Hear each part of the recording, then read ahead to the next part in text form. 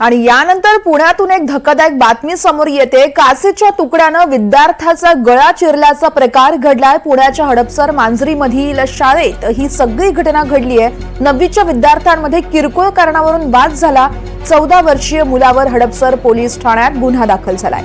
जखमी विद्यार्थ्यावर रुग्णालयामध्ये उपचार सुरू आहेत। वार करताना या चिमुकल्याला जीवे मारण्याची ही धमकी देण्यात आली होती। हडपसर पोलिसांकडून सध्या अधिक तपास केला जातोय। या संदर्भात अधिक माहिती देत आहेत रेवती हिंगवे आमच्या प्रतिनिधी आहेत आपल्यासोबत। रेवती, सगळ्यात महत्त्वाचा प्रश्न पहिला तो म्हणजे विद्यार्थ्याची प्रकृती कशी आहे आणि नेमकं काय घडलं होतं या शाळेमध्ये? नक्कीच वर्षा, तुम्ही जो पहिला प्रश्न विचारला, खरं तर त्याची परिस्थिती आता गंभीर आहे। कारण खरं तर त्याचा गळा हा काचेच्या तुकड्याने चिरण्यात आला होता।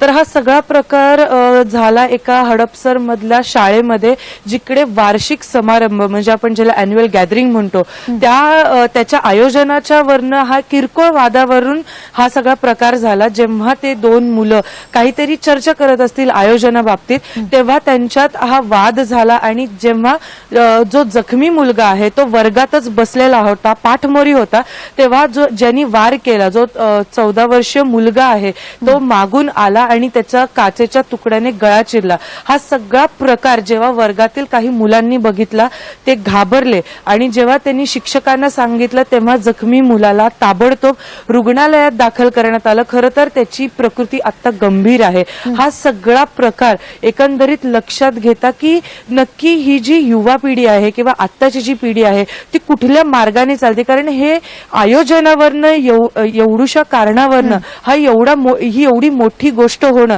हे कितपत योग्य आहे किंवा त्याची विचारसरणी काय होत चालली आहे हे नक्की कळणं महत्त्वाचं असणार आहे की त्याला काउन्सिलिंगची गरज आहे का, किंवा हे सगळ्या बाबींकडे लक्ष दिलं गेलं पाहिजे। कारण जर लहान मुलं अशा वळणाला जात असतील तर नक्की तरुण पिढी कुठल्या वळणावरती आहे हा प्रश्न निर्माण होतो। खरं तर आता सगळा या संपूर्ण प्रकरणाचा तपास हडपसर पोलीस करत आहे आणि अजूनही हडपसर पोलीस ते सगळं विचारपूस करत आहे की अजून कोणाला जीवे मारण्याची धमकी दिली आहे का नाहीये आणि नक्की अजून कुठल्या कुठल्या मुलांना त्यांनी जखमी करण्याचा प्रयत्न केलाय।